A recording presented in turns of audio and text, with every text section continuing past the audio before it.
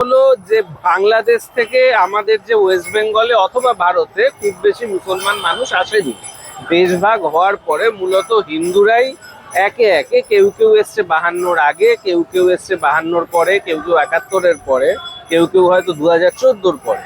কিন্তু তারা মূলত হিন্দুরাই এসছে, মুসলমানরা খুব বেশি সংখ্যায় এখানে আসেনি। খুব সিগনিফিকেন্ট সে সংখ্যাটা নয়, কিন্তু খুব সিগনিফিকেন্ট সংখ্যায় হিন্দুরাই বাংলাদেশ থেকে, আজকের বাংলাদেশ আগে ইস্ট পাকিস্তান ছিল, সেখান থেকে কিন্তু আমাদের যে ইন্ডিয়াতে অর্থাৎ ওয়েস্ট বেঙ্গলে এসেছে। সুতরাং এখানে কিছুতেই যে বাঙালি মুসলমান অথবা রোহিঙ্গা মুসলমান এদেরকে কখনোই হলো গিয়ে যে বাংলাদেশি হিসেবে পাওয়া সম্ভব না। এরা প্রত্যেকেই এখানকার বাঙালি মুসলমানরা মূলত এদেশের নাগরিক এবং এদের কাছে তার যথোপযুক্ত প্রমাণও রয়েছে অধিকাংশ মানুষেরই কাছে। যারা হয়তো গরিব মানুষ, যাদের প্রমাণ হারিয়ে গেছে সেটা আলাদা কথা, কিন্তু অধিকাংশের কাছেই আছে। এবং সেই জন্যই যখন এসআইআর হয়েছে এটা ক্লিয়ার হয়ে গেছে যে মূলত পূর্ব বাংলা থেকে আসা যে হিন্দুরা তাদেরই একটা অংশই কিন্তু এর ফলে ভয়ঙ্কর রকমের একটা বিপদে পড়েছে। এছাড়াও হয়তো কিছু হিন্দিভাষী আছে যাদের অন্য রাজ্যেও ভোট আছে, এখানেও ভোট আছে, এরাও হয়তো বাতিল হয়েছে। কিন্তু এক্ষেত্রে যে মুসলিমদের বাতিল হওয়ার সম্ভাবনা খুবই কম ছিল এবং খুবই এসআইআর এ হিন্দুদের ভয় নেই এটা উনি কেন বলেছিলেন? উনি প্রথমে এটা বলছিলেন যে সিএএ তে আবেদন করে সমস্ত পূর্ববঙ্গ থেকে আসা যারা হিন্দু আছে সবাই নাকি সিটিজেন হয়ে যাবে, ফলে তাদের এসআইআর এর নাম উঠবে। কিন্তু হাইকোর্ট এবং সুপ্রিম কোর্ট তো বলে দিয়েছে যে সিএএ তে আবেদনপত্র দেখিয়ে কিছু করা যাবে না, অর্থাৎ এসআইআর এর নাম তোলা যাবে না, কারণ আবেদনপত্রটা নাগরিকত্বের প্রমাণ নয়। তাদেরকে প্রমাণ দেখাতে তাদের হয় লং টার্ম ভিসা, নয়তো বা বাংলাদেশ থেকে তারা কোনো ধর্মীয় কারণেই চলে এসছে, অর্থনৈতিক কারণে নয়, এটার প্রমাণ দিতে হবে। তারপরেই তারা নাগরিক হবে এবং এসআইআর তারা নাম তুলতে পারবে। তো সুতরাং শুভেন্দু অধিকারীর কথা যে ভুল ছিল অথবা মিথ্যা ছিল, জেনে শুনে মিথ্যা অথবা না জেনে ভুল, সেটা এখন ধরা পড়ে গেছে, সেটা সুপ্রিম কোর্ট আর হাইকোর্টের রায়তেই। বঙ্গ বিজেপি তাহলে কি পশ্চিমবঙ্গে যারা বাংলা থেকে এসছে তাদেরকে বিপদে ফেলে দিলেন? বঙ্গ বিজেপি অবশ্যই যখন সে সিটিজেনশিপ এবং এই এসআইআর চেয়ে অবশ্যই তারা কিন্তু পূর্ববঙ্গ থেকে রিসেন্টলি আসা যে বাঙালি হিন্দু সম্প্রদায় আছে ওদেরকেই সবচেয়ে বেশি বিপদের মুখে ফেলেছে। এবং যদি কেউ এই ধারণা করেও থাকে যে আমাদের এখানে মুসলিম যে অর্থাৎ কিনা যে ভোট পার্সেন্টেজ বৃদ্ধি হওয়ার মূল কারণ নাকি ইমিগ্রেশন, তাহলে সেটা ভুল। এখানে মুসলিম ভোট পার্সেন্টেজ পাওয়া মানে বৃদ্ধি পাওয়ার মূল কারণ হলো মুসলিমদের যে জনসংখ্যা বৃদ্ধির হার, জন্মহার অর্থাৎ কিনা যে বাঙালি হিন্দুদের তুলনা বেশি, এটা হলো মেইন কারণ। এবং এর কতগুলো সামাজিক কারণ আছে, তার মধ্যে একটা হলো বাঙালি মুসলমানরা মূলত গ্রামীণ, অন্যদিকে বাঙালি হিন্দুরা রিলেটিভলি আরবান। আরবান অংশের লোকেদের স্বাভাবিকভাবে জন্মহার কম থাকে, রুরাল অংশের লোকেদের জন্মহার বেশি থাকে। এগুলোই এর পেছনে সোশিও ইকোনমিক কারণ থাকতে পারে, কিন্তু এর পেছনে ইমিগ্রেশন কোনো কারণ নয়।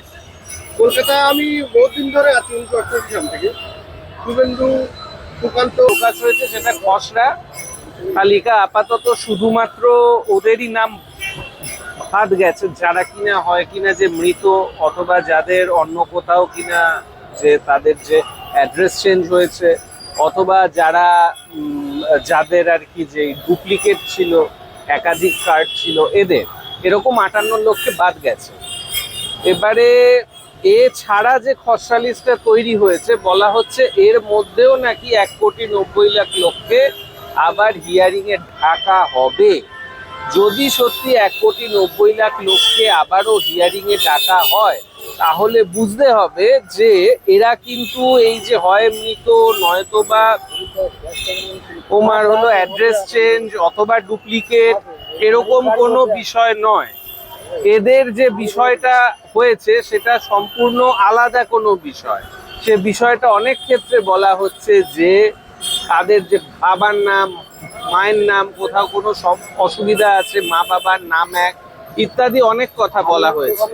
কিন্তু আমাদের ধারণা এসআইআর এর যে দ্বিতীয় যে পেজ, সেই পেজে যেহেতু নাগরিকত্বের যে কথা ছিল, অতএব এরা নিশ্চয়ই এই নাগরিকত্বটা ট্রেস করেই এই 1,90,00,000 ডেকে পাঠাবে এবং এরা যথার্থ নাগরিক কিনা সেটার প্রমাণ চাইবে। এটা যদি সত্যি হয় তাহলে বাঙালিদের মধ্যে, বিশেষ করে বাঙালি হিন্দুদের একটা বড় অংশ কিন্তু চাপে পড়বে। কেন পড়বে? কারণ তাদের হয় বাবা নয় মা, অথবা তারা নিজেরা কিন্তু কোনো এক সময় ওপার বাংলা থেকে এপার বাংলায় এসেছিল। শুভেন্দু অধিকারী বলেছিল যে প্রচুর পরিমাণে রোহিঙ্গা আছে, তারাই বাদ যাবে, কিন্তু এখন দেখতে পাচ্ছি মতুয়ারা কান্নাকাটি করছে। হ্যাঁ, এর কারণ হলো যে বাংলাদেশ থেকে আমাদের যে ওয়েস্ট বেঙ্গলে অথবা ভারতে খুব বেশি মুসলমান মানুষ আসেনি।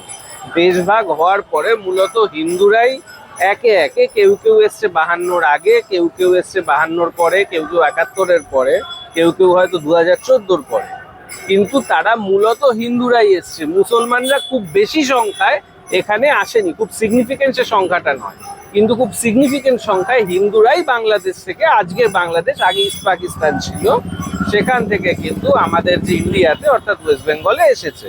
সুতরাং এখানে কিছুতেই যে বাঙালি মুসলমান অথবা রোহিঙ্গা মুসলমান, এদেরকে কখনোই হলো গিয়ে যে বাংলাদেশি হিসেবে পাওয়া সম্ভব না। এরা প্রত্যেকেই এখানকার বাঙালি মুসলমানরা মূলত এদেশের নাগরিক, এবং এদের কাছে তার যথোপযুক্ত প্রমাণও রয়েছে অধিকাংশ মানুষেরই কাছে। যারা হয়তো গরিব মানুষ, যাদের প্রমাণ হারিয়ে গেছে, সেটা আলাদা কথা, কিন্তু অধিকাংশের কাছেই আছে। এবং সেই জন্যই যখন এসআইআর হয়েছে, এটা ক্লিয়ার হয়ে গেছে যে মূলত পূর্ব বাংলা থেকে আসা যে হিন্দুরা, তাদেরই একটা অংশই কিন্তু এর ফলে ভয়ঙ্কর রকমের একটা বিপদে পড়েছে। এছাড়াও হয়তো কিছু হিন্দিভাষী আছে যাদের অন্য রাজ্যেও ভোট আছে, এখানেও ভোট আছে, এরাও হয়তো বাতিল হয়েছে। কিন্তু এক্ষেত্রে যে মুসলিমদের বাতিল হওয়ার সম্ভাবনা খুবই কম ছিল এবং খুবই কম হয়েছে। শুভেন্দু অধিকারী যেমন হিন্দু হিন্দু ভাই ভাই বলে, এবং এসআইআর আগে বলেছিল যে হিন্দুদের কোনো ভয় নেই, সেক্ষেত্রে তো হিন্দুরাই বিপদে পড়ে গেল। হ্যাঁ, এসআইআর এ হিন্দুদের ভয় নেই, এটা উনি কেন বলেছিলেন? উনি প্রথমে এটা বলছিলেন যে সিএএ তে আবেদন করে সমস্ত পূর্ববঙ্গ থেকে আসা যারা হিন্দু আছে সবাই নাকি সিটিজেন হয়ে যাবে, ফলে তাদের এসআইআর এর নাম উঠবে। কিন্তু হাইকোর্ট এবং সুপ্রিম কোর্ট তো বলে দিয়েছে যে সিএএ তে আবেদনপত্র দেখিয়ে কিছু করা যাবে না, অর্থাৎ এসআইআর এর নাম তোলা যাবে না, কারণ আবেদনপত্রটা নাগরিকত্বের প্রমাণ নয়। তাদেরকে প্রমাণ দেখাতে তাদের হয় লং টার্ম ভিসা, নয়তো বা বাংলাদেশ থেকে তারা কোনো ধর্মীয় কারণেই চলে এসছে, অর্থনৈতিক কারণে নয়, এটার প্রমাণ দিতে হবে, তারপরেই তারা নাগরিক হবে এবং এসআইআর তারা নাম তুলতে পারবে। তো সুতরাং শুভেন্দু অধিকারীর কথা যে ভুল ছিল অথবা মিথ্যা ছিল, জেনে শুনে মিথ্যা অথবা না জেনে ভুল, সেটা এখন ধরা পড়ে গেছে, সেটা সুপ্রিম কোর্ট আর হাইকোর্টের রায়তেই। বঙ্গ বিজেপি তাহলে কি পশ্চিমবঙ্গে যারা উত্তর বাংলা থেকে এসছে তাদেরকে বিপদে ফেলে দিলেন?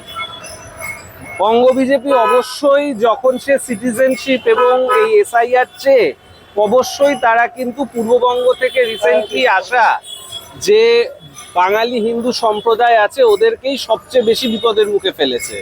এবং যদি কেউ এই ধারণা করেও থাকে যে আমাদের এখানে মুসলিম যে অর্থাৎ কিনা যে ভোট পার্সেন্টেজ বৃদ্ধি হওয়ার মূল কারণ নাকি ইমিগ্রেশন, তাহলে সেটা ভুল। এখানে মুসলিম ভোট পার্সেন্টেজ পাওয়া মানে বৃদ্ধি পাওয়ার মূল কারণ হলো মুসলিমদের যে জনসংখ্যা বৃদ্ধির হার, জন্মহার, অর্থাৎ কিনা যে বাঙালি হিন্দুদের তুলনা বেশি, এটা হলো মেইন কারণ। এবং এর কতগুলো সামাজিক কারণ আছে, তার মধ্যে একটা হলো বাঙালি মুসলমানরা মূলত গ্রামীণ, অন্যদিকে বাঙালি হিন্দুরা রিলেটিভলি আরবান। আরবান অংশের লোকেদের স্বাভাবিকভাবে জন্মহার কম থাকে, রুরাল অংশের লোকেদের জন্মহার বেশি থাকে। এগুলোই এর পেছনে সোশিও ইকোনমিক কারণ থাকতে পারে, কিন্তু এর পেছনে ইমিগ্রেশন কোনো কারণ নয়। কলকাতায় আমি বহুত দিন ধরে আছি, 1988 সাল থেকে। শুভেন্দু, সুকান্ত, বিজেপি, বঙ্গ বিজেপি, তারা বলছে রোহিঙ্গা আছে, রোহিঙ্গা আছে। আমার চোখে কিন্তু একটাও পড়লো না। দেখুন, আপনার চোখে রোহিঙ্গা পড়বে না, কারণ রোহিঙ্গাদের সব মিলিয়ে সংখ্যাই তো হলো 26, এই হলো গিয়ে যে 14 লাখের মতো। 14 লাখের মধ্যে 12 লাখ তো আছেই হলো আপনার যে চিটাগং এ বাংলাদেশে, যারা ওই তার পাশের যে মায়ানমারের রাজ্য আরাকান থেকে উদ্বাস্তু হয়ে ওখানে সাময়িক যে ক্যাম্পে আছে, ইউএনও চেষ্টা করছে আরাকানে ফিরিয়ে দেওয়ার। এছাড়া যে 2 থেকে 3 লাখ মানুষ, তাদের সবার কাছে ইউএনওর রিফিউজি কার্ড রয়েছে, এবং আমাদের ইন্ডিয়াতে 26,000-এর মতো এই কার্ড নিয়ে অলরেডি বসবাস করছে। এদেরকে কেন্দ্রীয় সরকারই মানে মূলত এই যে এই সমস্ত অধিকার দিয়েছে এখানে থাকার 26,000 রোহিঙ্গা মানুষকে, কারণ তাদেরকে ইউএনও অধিকার দিয়েছে থাকার।